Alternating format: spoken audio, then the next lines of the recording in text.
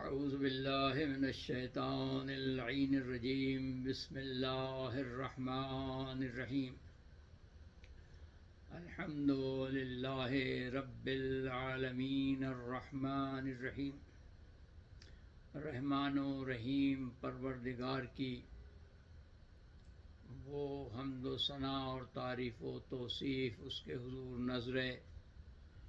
جو خالصتاً اس کے نعمات کے شکرانے کے طور پر ہے۔ وہ نعمتیں کہ جو نعمتیں اس نے تمام موجودات کے وجود میں آنے سے پہلے ان کے وجود کی تکامل کے آخری مراحل تک پیش آنے والی ضرورتوں کی تکمیل کے لیے اس کے لیے مہیا فرمائیں۔ اس جذبہ ناچیز کے ساتھ کہ ہم اس کی ان نعمتوں کا شکر ادا کرنا تو درکنار، ان نعمتوں کی شناخت تک سے قاصر ہیں، اور اللہ جل جلالہ رحمان الرحیم کا سلام و درود ہو، نعمتوں، کرامتوں، عزتوں، شرافتوں سے بھرپور تمام انبیاء و رسول، خصوصاً آدم و حوا، ابراہیم و آل ابراہیم، محمد و اہل بیتہ الطیبین الطاہرین، ملائکۃ اللہ المقربین، تمام بندگان الہی، خصوصاً ناصرین للہ رب العالمین الرحمن الرحیم۔ اس کے بعد اللہ جل جلالہ اپنی کتاب اور اپنے نورانی اور متحرک اور زندہ کلام قرآن حکیم میں ارشاد فرماتا ہے، اعوذ باللہ من الشیطان الرجیم بسم اللہ الرحمن الرحیم، یا ایہا الذین آمنوا ان تنصروا اللہ ینصرکم ویثبت اقدامکم۔ اے صاحبان ایمان، اب اگر تم میری نصرت، اللہ کی نصرت کو انجام دو گے تو پھر ہم فقط یہ نہیں کہ تمہیں نصرت عطا فرمائیں گے بلکہ تمہیں شادابی و عزت و شرافت و شوکت کے ساتھ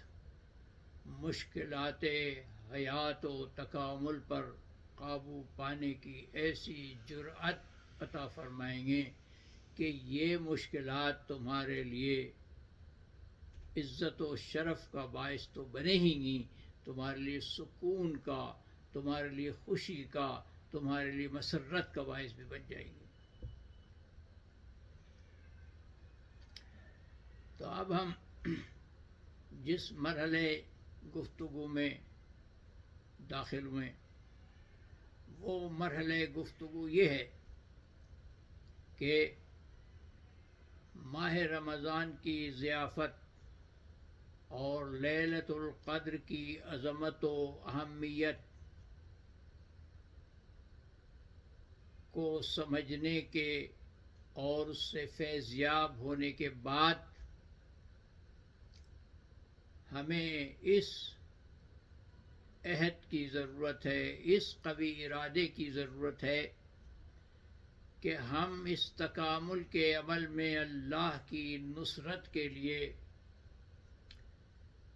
اپنے اندر کچھ ایسی تبدیلیوں کا،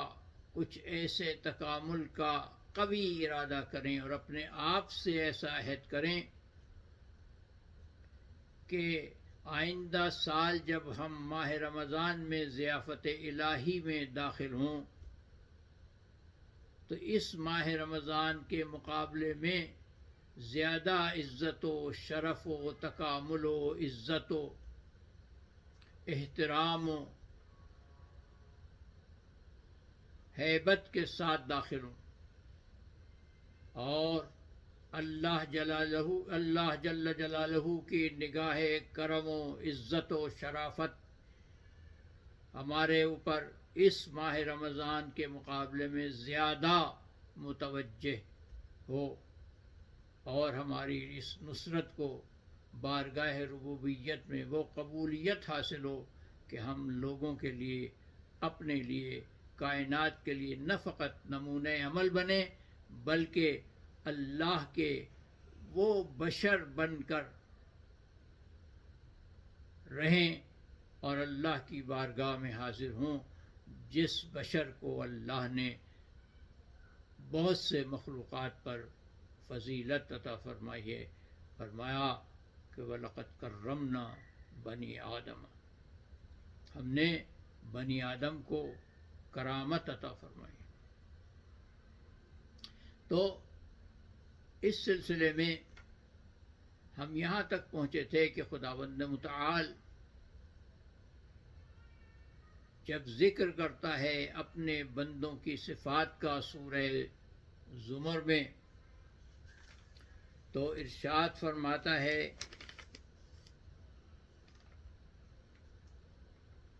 کہ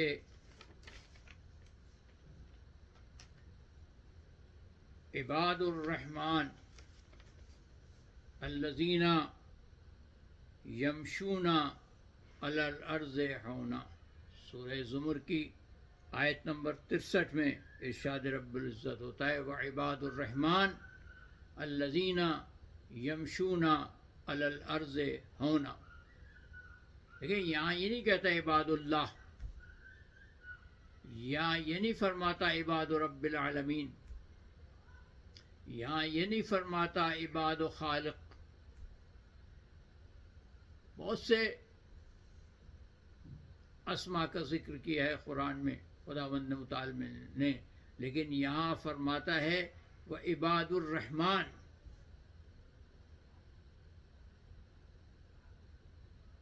رحمان کے بندے۔ رحمان کے بندوں کی پہلی صفت رحمت کیا ہوتی ہے؟ یمشونا علی الارض ہونا، وہ کائنات میں جب حرکت کرتے ہیں، جب وہ بندگان الہی اور مخلوقات الہی کے تکامل کے سلسلے میں اپنے فریضے کو ادا کرتے ہیں تو وہ دبدبے کے ساتھ نہیں، زبردستی اور ٹھوسا ٹھوسی کے ساتھ نہیں، قانون کی گرفت کے ساتھ نہیں، بلکہ عاجزی اور انکساری کے ساتھ۔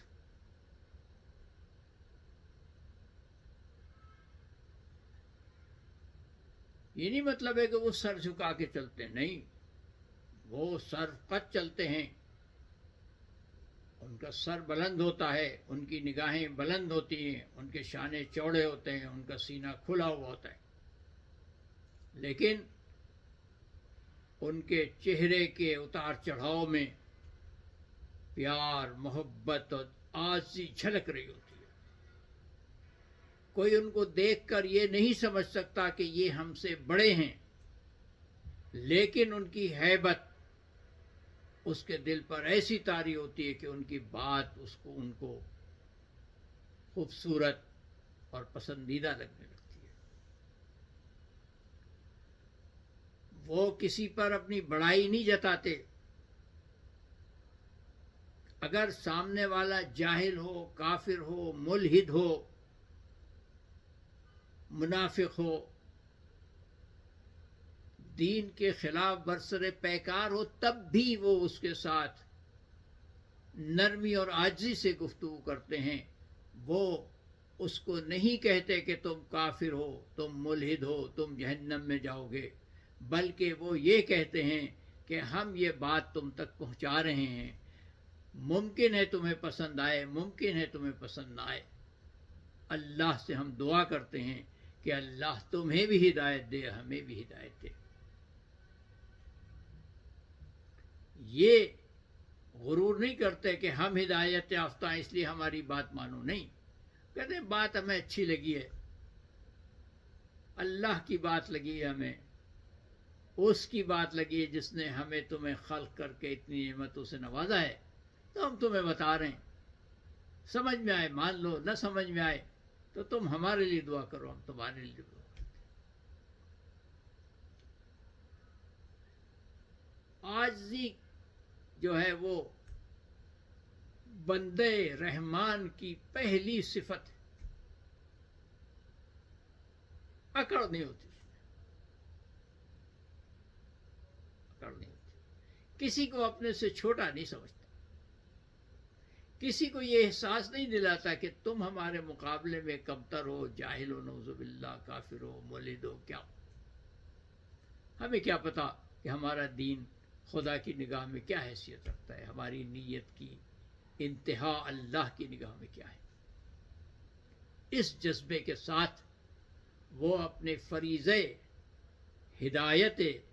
کائنات کو ادا کرتا ہے اور فریضے خلافت الہی کی عظمت کے احساس کے ساتھ اپنی عاجزی اور انکساری اور بے وضاحتی کا جذبہ اپنے اندر پروان چڑھاتا رہتا ہے۔ یہ ہے عباد الرحمن الذین یمشون علی الارض ہونا۔ اللہ اکبر۔ پھر کیا فرماتا ہے؟ پھر ایک عجیب بات فرماتا ہے، وہی بات جو اس میں عرض کی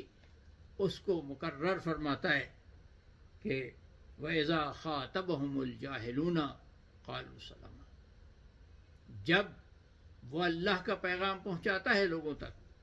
جب وہ اپنی عقل و خرد کے نتیجے میں علم کے جو نئے دروازے کھول چکا ہوتا ہے، ان دروازوں میں سے چند دروازے لوگوں تک پہنچانے کی کوشش کرتا ہے، تو لوگوں کی طرف سے اس پر الزامات لگتے ہیں، کفر کے، الحاد کے، جہالت کے، انحراف کے، اس پر فتوے لگتے ہیں، قتل کے، در بدر کر دینے کے، گھر کو جلا دیا جاتا ہے، بچوں کو آوارہ کر دیا جاتا ہے، اس کی زندگی تہو بالا کر دی جاتی ہے۔ لیکن وہ ان سب کے مقابلے میں کیا کہتا ہے؟ قالوا سلام۔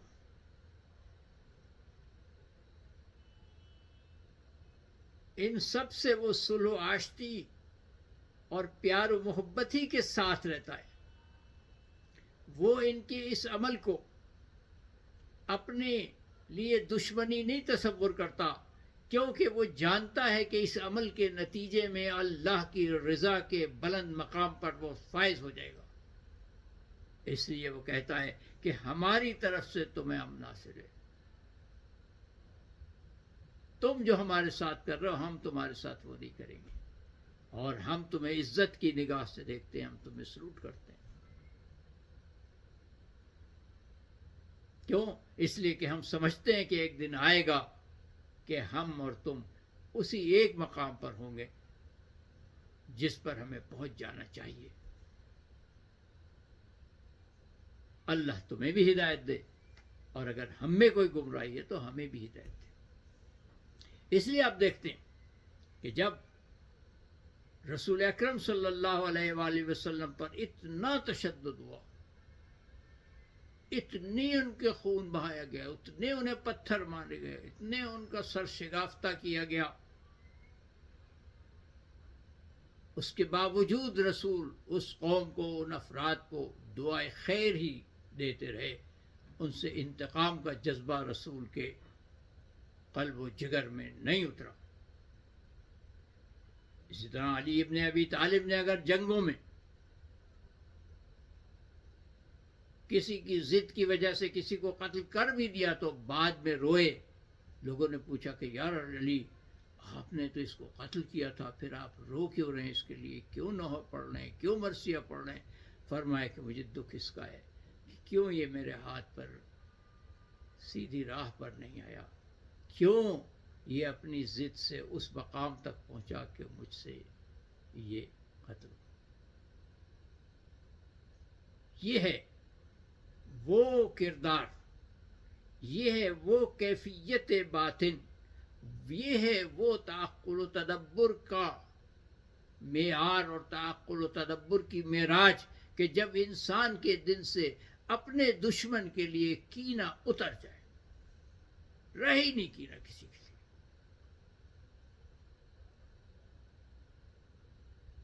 یہ بات ہے رحمان کے بندے کی صفت.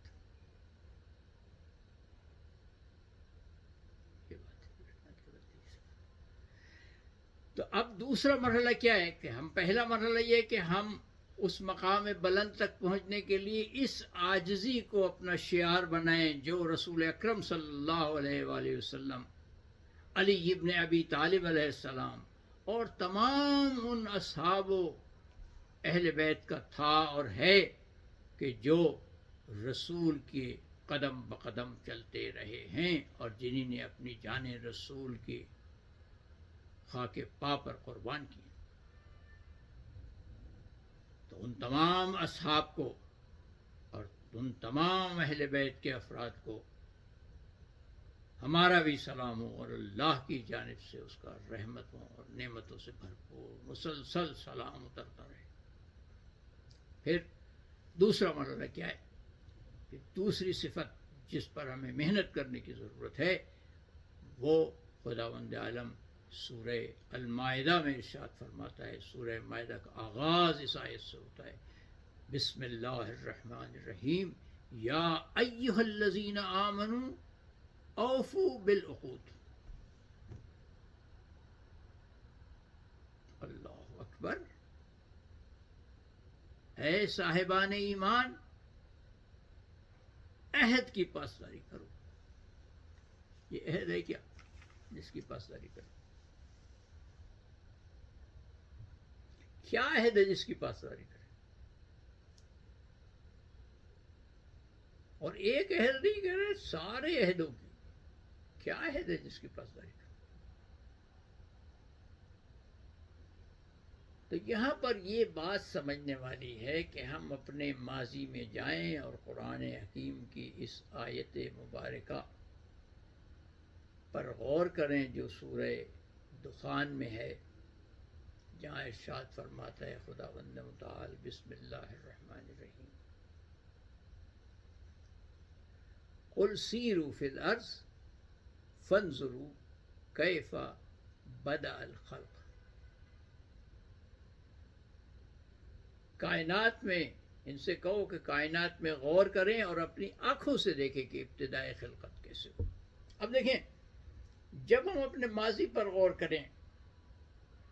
اور ہمیں اپنے ماضی کی چیزیں یاد آنا شروع ہوں، وہ جو اہمیت رکھتی ہیں ہمارے مستقبل کی تشکیل میں اور تکامل کی حیات تک پہنچنے میں، تو اس کے سلسلے میں ضروری یہ ہے کہ ہم دیکھیں کہ ہماری خلقت کیسے ہوئی. تو جب ہم اس نگاہ سے اپنے ماضی کی طرف غور کرتے ہیں اور کائنات پر غور کرتے ہیں تو ہمیں یہ پتہ چلتا ہے کہ اللہ رحمان الرحیم نے خلقت کائنات سے پہلے تمام مخلوقات کو وجود میں لانے سے پہلے ان سے سوال کیا کہ آیا تم نعمت وجود سے فیضیاب ہونا چاہتے ہو یا نہیں. جن موجودات عالم نے اس دعوت الہی پر لبیک کہا اور خوشی خوشی نعمت وجود کو قبول کیا، پھر ان سے یہ پوچھا گیا کہ تم اس نعمت وجود میں کس کیفیت میں آنا چاہتے ہو؟ آسمانوں کی بلندیوں میں، کہکشاؤں کی وسعتوں میں، مختلف سیارگان کے نظاموں میں، آسمانوں کے گہرائیوں اور گہرائیوں میں، یا کس کیفیت میں آنا چاہتے ہو؟ ہمیں اتنی چیزیں خلق کرنا ہے، سب چیزیں بتا دیں. جس نے جو جس قسم کا وجود طلب کیا اس کو فقط یہ نہیں کہ وہ نعمت وجود عطا کی گئی، بلکہ اس نعمت وجود کے بقا اور اس کے تکامل کے لیے جتنی بھی ضروری چیزیں تھیں وہ سب اس کے ساتھ پیک کر کے اس کو دے دی گئی. اور اس کو بتا دیا گیا کہ دیکھو یہ نعمت ہے وجود و نعمت ہے تکامل حیات جو ہیں یہ تمہارے لیے محفوظ ہیں، اور تمہیں جب جب ضرورت پڑتی جائے ان نعمتوں سے استفادہ کرتے چل جائیں۔ تو ہم نے، ہمارے آباء و اجداد نے اور ہم سب نے مل کر جب یہ دیکھا کہ اللہ ایک ایسا وجود پیدا کرنے جا رہا ہے جس کا نام بشر رکھے گا اور جس کو کائنات پر قدرت عطا فرمائے گا، پوری کائنات جس کے لیے مسخر فرما دے گا، جس کو بہت سے مخلوقات پر کرامت عطا کرنے والا ہے، جس کو اپنے صفات کا آئینہ دار بنانے والا ہے، جس کو اپنی خلافت کے زیور سے آراستہ کر کے تاج خلافت پہنا کر عزت و کرامت دینا چاہ رہا ہے، تو ہم نے اللہ سے گزارش کی کہ ہم بشر بننا چاہتے ہیں۔ اللہ نے قبول کر لیا۔ اب جب ہم اس دنیا میں آئے تو ہم نے اپنے ساری ماضی کو بلا کر اکثر لوگوں نے یہ کہنا شروع کر دیا کہ ہم تو اپنی مرضی سے آئے نہیں۔ آج بھی ہم سے اللہ پوچھے تو ہم وجود نہیں چاہتے، آج ہمارے وجود کو ختم کر دیں۔ پھر اسی آدمی سے کہو کہ مرنے جا رہے ہو تو کہتا نہیں، مرنا نہیں، ابھی وجود کو ختم بھی کرنا چاہتا ہے، مرنے کے لیے بھی تیار نہیں۔ اچھا بھائی، تم وجود کو ختم کرنا چاہتے ہو، زہر کھا کے ختم کر لو وجود کو، تم تو اس بات کو قائل نہیں ہو نا کہ آئندہ کو وجود ہوگا، تو ختم کر لو۔ وہ ختم بھی کرنے کے لیے تیار نہیں ہے، موت کے لیے بھی تیار نہیں ہے، اور پھر بار بار اس بات پر اصرار بھی کرتا ہے کہ ہم تو وجود چاہتے ہی نہیں، کاہے کو ہمیں وجود کی نعمت دے دی گئی ہے۔ تو کہا کہ دیکھو اب یہ جو نعمت تم نے اپنے ارادے سے لی ہے اور تم نے عہد کیا ہے کہ ہم خلافت الہی کے معیار پر پورے اتریں گے اور پوری کائنات کی زمام سنبھالیں گے اور پوری کائنات کے ساتھ رحم اور عاجزی کا کردار ادا کریں گے اور ان کی تربیت میں محنت و مشقت کریں گے، تو اس عہد پر قائم رہو۔ آج کی بات یہاں تک ختم ہماری۔ وآخر دعوانا ان الحمد للہ رب العالمین۔ اللہم اخرجنا من ظلمات الوہم واکرمنا من نور الفہم، اللہم افتح علینا ابواب رحمتک وانشر علینا خزائن علومک برحمتک یا ارحم الراحمین۔ اللہم کن لولیک الحجۃ ابن الحسن صلواتک علیہ وعلی آبائہ فی هذه الساعة وفی کل الساعة حافظا وقائدا وناصرا ودلیلا وعینا حتی تسکنہ ارضک طوعا وتمتعه فيها طويلا برحمتك يا ارحم الراحمين۔ اللهم صل على انبيائك المرسلين لا سيما آدم وحواء وابراهيم وآل ابراهيم ومحمد واهل بيته الطيبين الطاهرين المعصومين وملائكتك المقربين وعبادك الصالحين والناصرين لك يا ارحم الراحمين۔ والسلام علينا وعليكم ورحمة الله وبركاته، وآخر دعوانا ان الحمد للہ رب العالمین۔